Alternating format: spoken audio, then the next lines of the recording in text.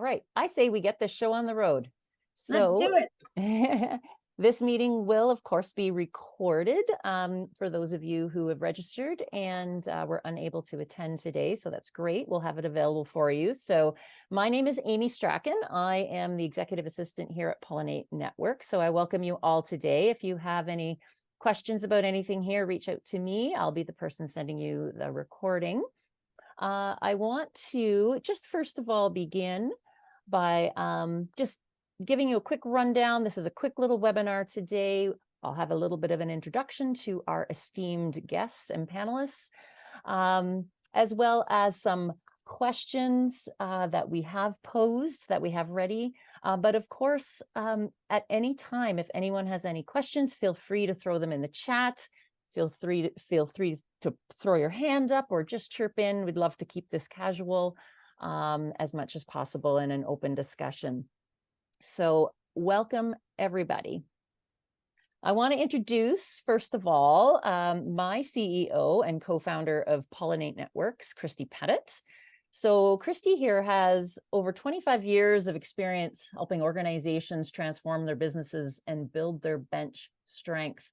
Christy, of course, is a mentoring expert and knows how to best create opportunities to solve organizational problems and solve those problems using mentorship solutions, which could include issues with succession, knowledge transfer, employee engagement, and the list goes on.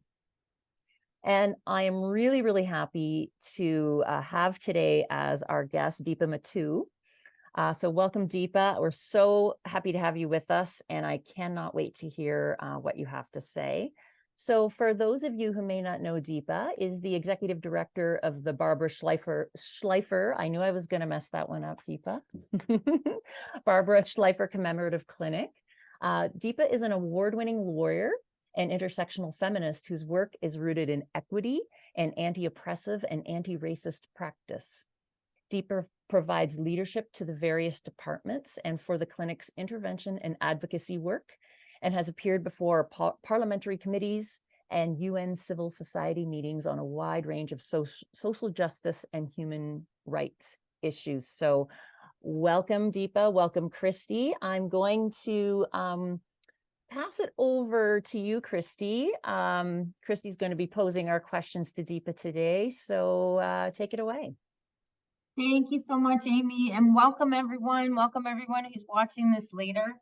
This topic is really of interest to us at Pollinate, and I'm so thankful, Deepa, that you were able to be with us today.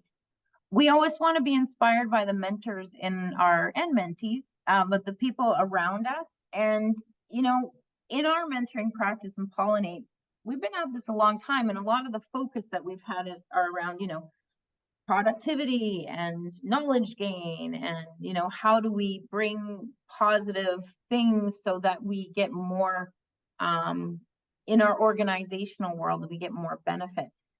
And the reality is that those aren't bad things, but we also have to do a real factor analysis from time to time and think about what are the factors that are impacting people and how does that change how we seek to help them develop. And every so often you meet a really special mentor and you want to share the goodness that they bring to the world. And that definitely is Deepa Mattoo here with us today.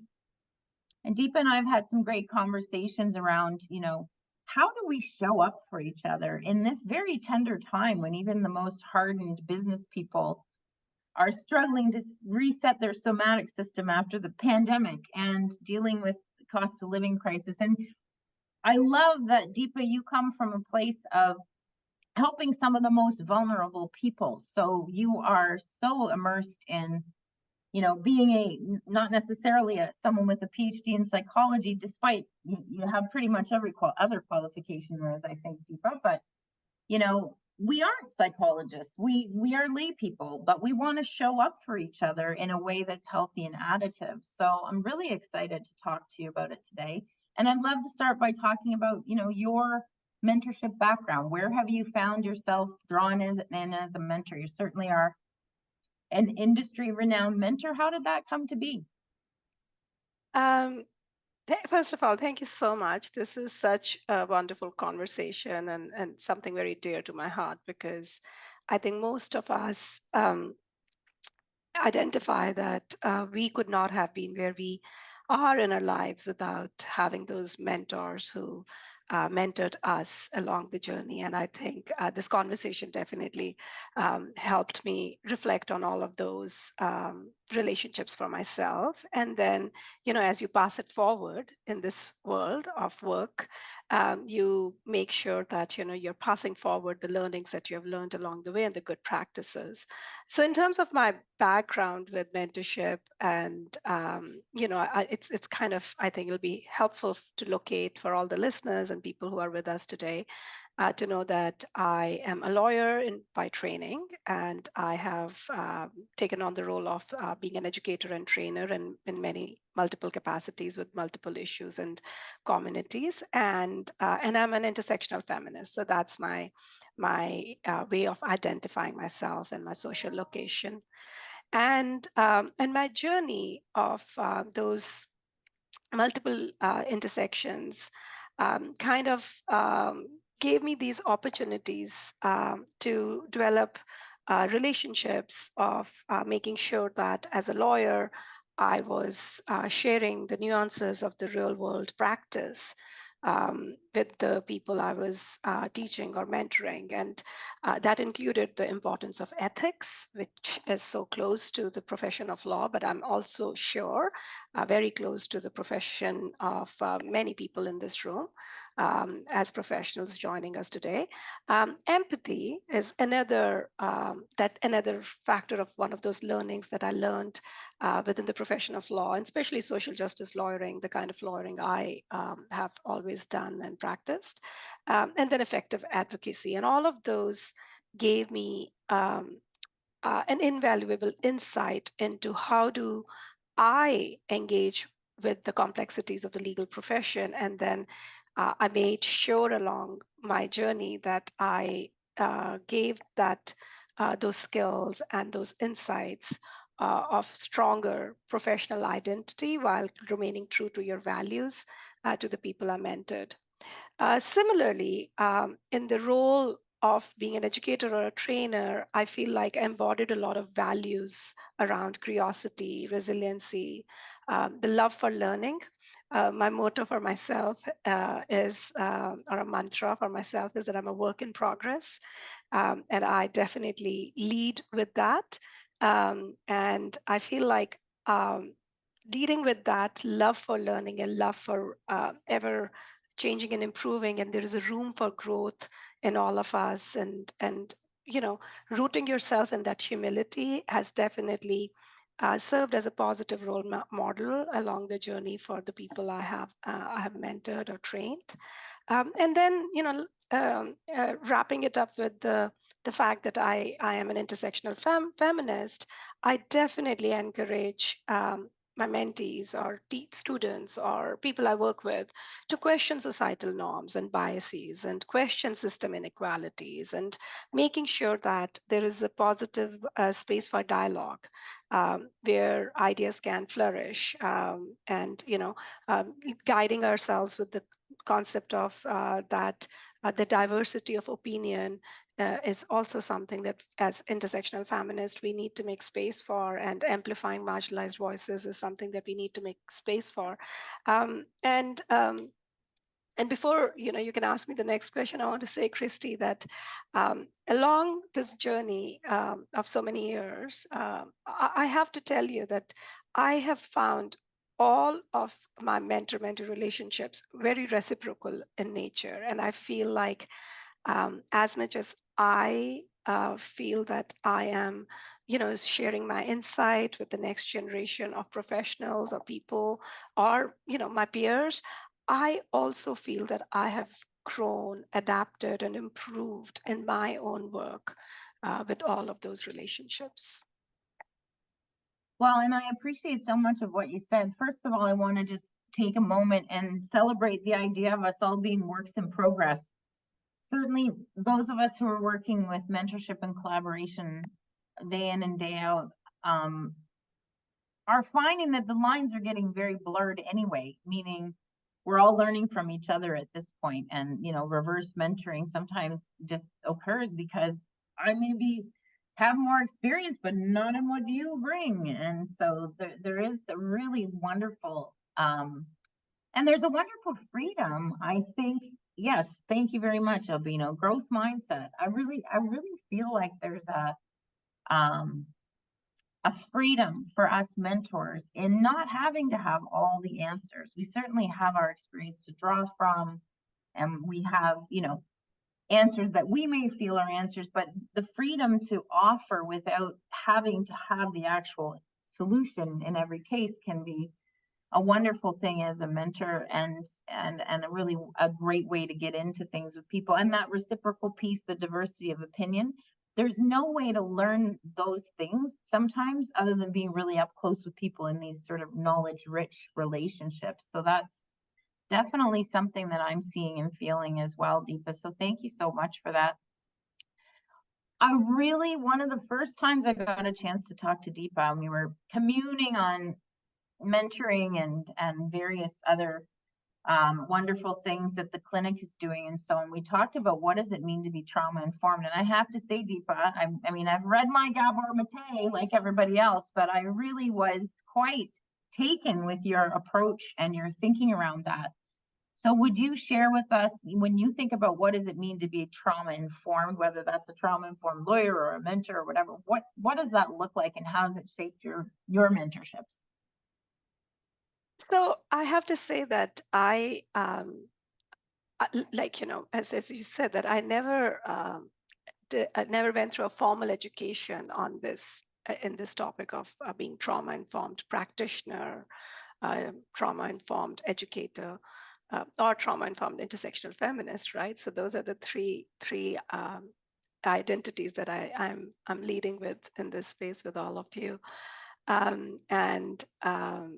So my learning came from experience of working with trauma survivors. That is the clients that I worked with, and then the learning of experiences of people who were working with trauma survivors, and that very interesting experience of understanding that there is a widespread impact of trauma on individuals. And that widespread impact of trauma on individuals, both for people who are direct survivors of trauma because of their lived experiences, or service providers who also bring their experience of trauma and histories, because we are all, if you take a whole person approach in any given circumstance, it is really difficult to say that, you know, as a mentor or as a supervisor, you can remove yourself from being the person who you are and being in that role. And same goes for the person you're working with, who you are supporting, say, in a service delivery or supporting in a business development work that you're doing.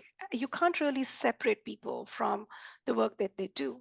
And once that realization sets in, and once you actually acknowledge that, then you start thinking about that we all inherently have a responsibility of understanding the impact of environments and the trauma. We have a responsibility of understanding how to promote safety and trust. And how do we make sure that this integration of understanding happens in all aspects of relationship building that we are doing? Um, and, and it might sound a bit complex at first, but I'll give you a few examples to simplify it, and how that realization that trauma enters all our lives. And you know, you mentioned Dr. Gobarmate. He talks a lot about childhood experiences and the entering of trauma in our lives through that. Another good example of thinking about is racialized people or indigenous people and their historical experiences of discrimination and bias. Many of us who are female identifying folks in the room, we know that gender and gendered roles in our lives also have impacted of our understanding of who we are and what we bring to this world. LGBTQS2 community and their experiences also inform their lived reality, and that lived reality also has experiences of trauma that they bring with. So all of this knowledge, and there are many more factors. We can talk about ableism, we can talk about economics and the socioeconomics factor, we can talk about immigration experiences. So there are very many factors which impact people's experience of trauma. But this knowledge can help us in thinking about, in my relationships of being a mentor, being a supervisor, being an educator, am I giving people choices? Am I giving people choices of respecting their autonomy and understanding regarding their sense of control in this relationship that we are forging or forming? Am I being culturally and historically sensitive? Am I being sensitive to understanding various aspects of that, which could be around um, people's gender sensitivity, their history, their experiences, and am I really keeping that in mind in my relationship? Uh, I started with the choice, and the choice has a real connection with being collaborative. But collaboration can look very different in different spaces, and how that plays a role. Um, Being anti-oppressive, I think, is very well known, well understood concept. And being anti-oppressive, again, from the location that I have lived in this journey, I have understood oppressor and being an oppressor and feeling oppressed has a very thin line at times. And being anti oppressive just means that you're always alive and alert to it. And that really is very closely related to the fact that you will contextualize every time rather than pathologizing, which is like, and some of the pathologization happens around ageism in workplaces. It happens around when people are dealing with multiple intersections of traumas. We pathologize mental health. At times, I've seen people pathologize people's capacity of how they write a language or they read a language. And all of those can be huge barriers to building that trauma-informed collaborative relationship, where you're understanding the impact, and you're also making sure that you are always bringing a competency.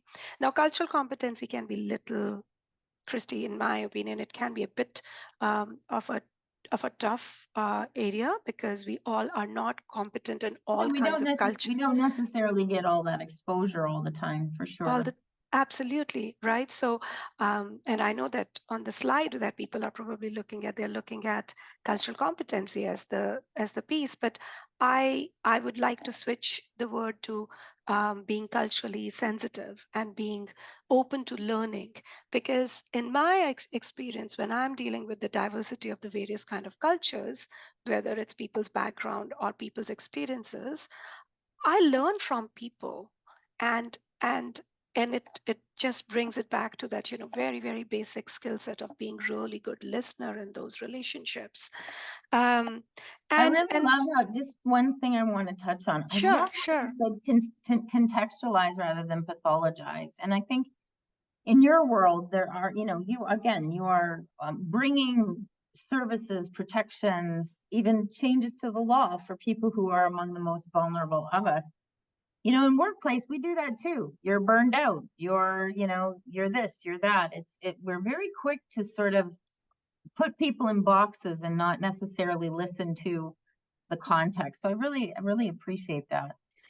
And Christy, I'm so happy that you used the word burned out, because that reminds me of my own personal experience that I would like to share with the listeners and people who are with us. That there was a point in time in my journey where the word burnout itself was a very triggering word for me, because in my social location, I'm an immigrant person, and an immigrant person with, with the you have a lot of you have a lot of things that you need to go through the checklist when you come to this country, any new country. I shouldn't say this country, doesn't matter.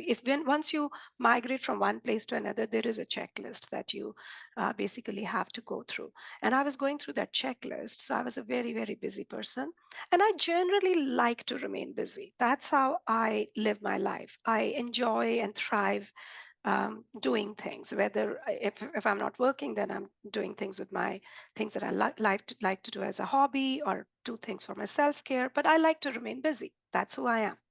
So when people used the concept of burnout around me, I used to get triggered because I used to feel that I don't have time to experience burnout because I have a checklist to go through.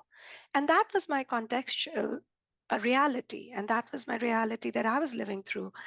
And it needed a curious person or a curious mentor or a curious supervisor to intervene and say, but let's unpack that for you. And if you are in therapy with someone, that therapist would probably do that for you. But a lot of us don't necessarily um, are in therapy for our day-to-day life triggers, right? So once you are in a supervisory role or in a mentorship role, if you are locating people's um, experiences in a context and you're contextualizing, you can actually learn so much more about people, and you can actually let them make the decisions for themselves. So I don't have a choice of being burnt out because I have a checklist, can be changed to I am not giving myself permission to rest, and that permission is what I'm lacking, right? And that change can happen, but you need to understand people's context to actually make that happen for them. So I'm sharing something really personal here, but that was who I was at that point. And I had to come to that realization that I'm just not giving myself permission. And a lot of people who are new to the profession or are going through a growth arc in their profession go through that experience that I won't permit myself because I have to do so much more. A couple of other things that I really want to quickly touch base upon is that there is a trauma lens that would always think about um, that the coping strategies that we have. So in my case, I was refusing myself time to rest. Um, that are to be seen as adaptations rather than the individual's deficit. And someone needs to celebrate that for you to make you understand that you not giving yourself permission is not a deficit. It is something that you're using as a strength based mechanism for yourself. But that doesn't mean that in long run that won't harm you. So you have to have that reflective capacity be given to you in these mentor-mentee relationships. And if you're a trauma-informed mentor, you'll definitely do that for people. And then last, that in the best of the situations, we can get vicariously traumatized, especially in the care field. Anyone who's doing care kind of work or support kind of work need to understand that when you are providing care and providing support, even if you are providing support as a mentor for a very, very long time, you can take on people's experiences, and especially if you're empathetic and you're trauma informed, you can take on people's experiences and start experiencing in your life, and it can impact your worldview. And therefore, it's really important to be very careful about the vicarious trauma that comes to or the exposure of possibility of vicarious trauma that can happen to a trauma informed practitioner. And of course, there are ways to mitigate it. And of course, there are ways to make sure that you're taking care of yourself along the journey. But I just wanted to make sure that that was shared with people. I think that's really important. And one of the things, let's go to the last question, just in observance of time. We did want to try to stay around the half hour. And if people want to stay and ask questions, Deepa's agreed to stay on for a few minutes. But when we first started talking to Deepa, I love everything that you've been sharing about, this thought process of, not dropping into roles that are might be the roles that we have in our minds from what I think somebody should be doing, but really being aware of how you're going to work forward as collaborators. One of the things that you said to me in the last summer, that really impacted me was, to be trauma informed as a mentor means also to know how someone's trauma or their burnout or their increasing unhappiness in their job or whatever it is that they're bringing to your table, how that could trigger me. And that's one of the most important things that people need to know when they're on the helping side is, as you said, that vicarious trauma or that, knee-jerk reaction that's really easy to have. This is how we're built, right? Is to be, us needing to be really aware of our own stuff too, because that also can really shape discussions and relationships if we're not. Absolutely, absolutely. And I'm so glad that you brought that into the conversation, because um, uh, I sometimes in conversations give example of Google prompt, right? And I feel like all our brains work like a Google prompt. So when you ask Google something, if you have asked Google that before, Google will give you a prompt, or Google will start trying to guess what you're going to ask. And when you are in relationships of, say, being a mentor or helping people or coaching people, you definitely are getting those prompts from the conversations that are happening. And it definitely, that prompting definitely is what your reaction to a situation is. And if you are locating yourself and grounding yourself, and giving yourself opportunity to be reflective, and giving yourself empowerment of making those choices, you would be very careful of what your reaction to those things is, because as I said, it could be the reaction, but it can also change your worldview. You could, because after you've met like 5 people who have been struggling with the same thing again and again, it can start making you feel like this is how it is, right? And then that worldview that you actually otherwise carry, where you want people to be in a space of growth mindset or in the space of learning mindset, can start shifting. And so absolutely, I agree with you that it's really important to see how we react. And I know that the being trauma informed means that you will cultivate resilience, but that cultivate resilience is 2 ways. It's not only for the people you are working with, but it's also for yourself. Mm-hmm. Well, any last words as we're coming to the end of a half hour, Deepa, I think you've given us a ton on being trauma informed as mentors, but are there other things that you for sure want to make the audience aware of and take away with them?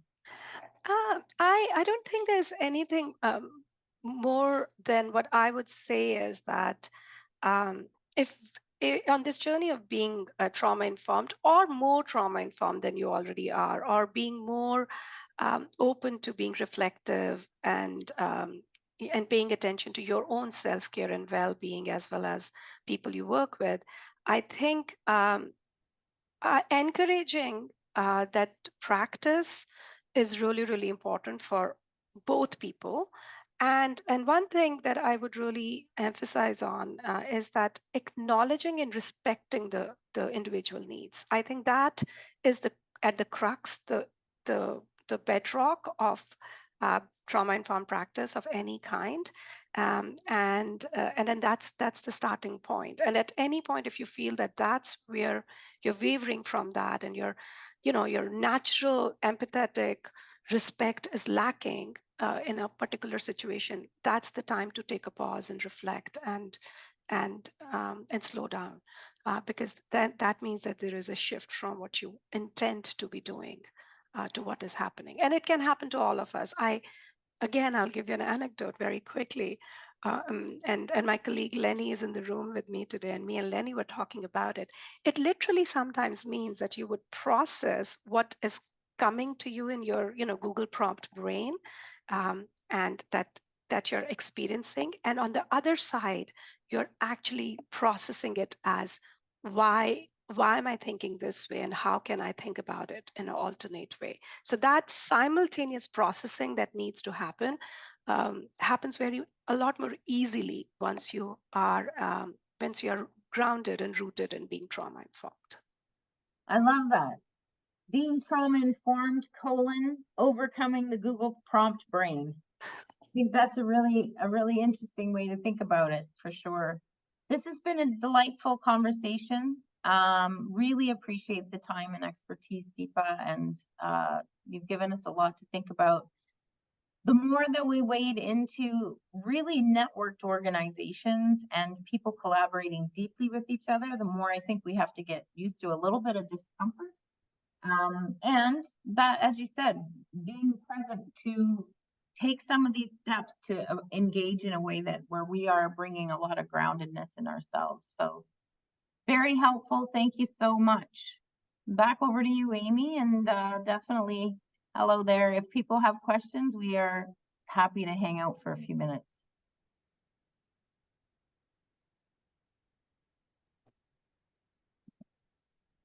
I have a question. Yes, please. Hello. Thank you for this lovely moment. I learned quite a few things.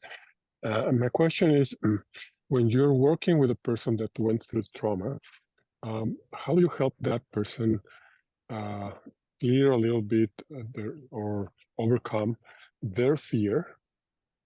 And also how to help that person get empowered and get control over, their next steps. So how to help them, because many times fear is the one that's on the wheel, right? That's the one that's driving fear. How to help the person overcome fear and then take the wheel and empower them. That would be my question. Right. So I have 3 steps, and thank you so much for the question, because the question is really brilliant. There are 3 things that I think are really important, and especially as a practitioner, if you have identified that you're working with someone with experience of either a recent trauma or historical trauma.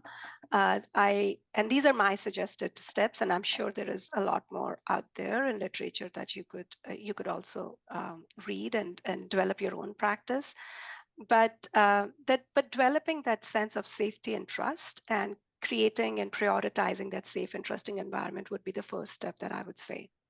That would mean that you would try your best to understand the individual who have experienced the trauma and maybe hesitant to open up and trust, and being okay, as Christy just said, being okay with the fact that that they are not opening up and they are not trusting you. And once you have acknowledged that would build the foundation of that safety that is needed. And whatever that safety would look like, right? Because that safety is also a shifting experience. Even in this conversation, in this moment, I could feel safe 1 minute, and the next minute I can start feeling unsafe, right? So it's a more complex conversation, but starting with that would be my starting point. My second step in that relationship would be to empower the mentee by giving them sense of control and choice. And that control and choice can start with very small things, which could be around, it could be even around where we meet, when we meet. It could be around if you're meeting in person, what chair they want to sit on. Like, it can start at a very conscious and a subconscious level.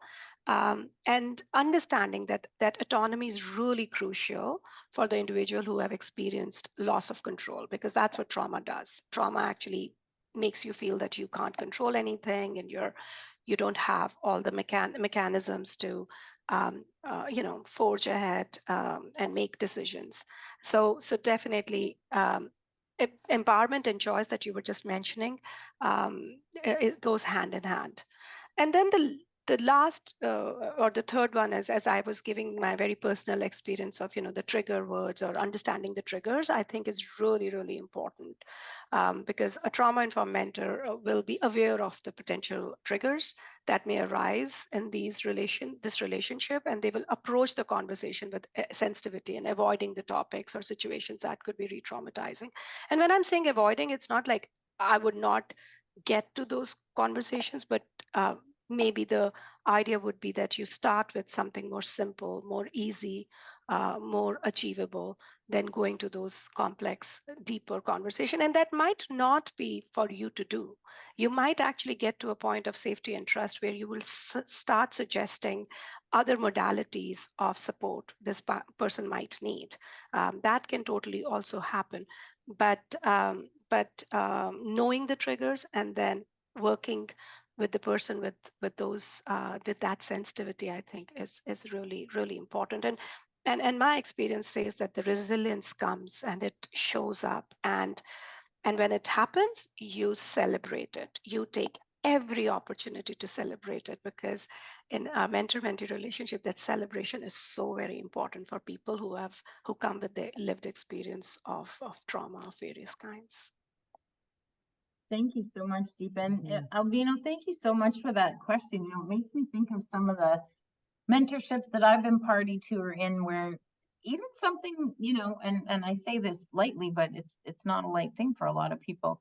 In working with a lot of entrepreneurs, sometimes there's a lot of trauma around finance, and just I don't feel like I'm good at that, or I don't feel like I'm good at networking, and it almost, and there's some deeper there's deeper meaning behind it. But as a mentor, I can at least wade in as so far as to say, you know, I understand. I understand. And we're, you know, as you say, Deepa, to extend that area of safety, to let them at least explore it a little bit in the context of what's going on. So yeah, really, really helpful. Any other questions folks want to ask? I could certainly talk to you for days, Deepa. I'd like to do that. I know. I think my big takeaway that I really appreciated you mentioning, Deepa, was the difference, or maybe not the difference, but the rather than the culturally competent, being culturally sensitive. I like that. That was a nice light bulb moment for me at that point in time. So that's that was a great takeaway for me. Right. Thank you, Amy. Thank you, Christy. And I want to thank, special shout out, Lenny. Thank you so much for your help in putting us together. The best thank you to Deepa. I so appreciate your time, and we appreciate you joining us today and giving us your insights and your input. It's so valuable and so wonderful. And Christy, as always, thanks for moderating us through excellently. And thank you everyone for joining us today. Yeah, looking forward to future discussions. This is a great opportunity as a community of practice of people who are concerned about mentorship and supporting each other. So thank you again, Deepa. Thank you, Christy. Thank you, Amy. Thank you, Lenny. Thank you. Thanks, everyone. Thanks, Sandra, for joining, and everybody else. Thank you. Bye. Thank you.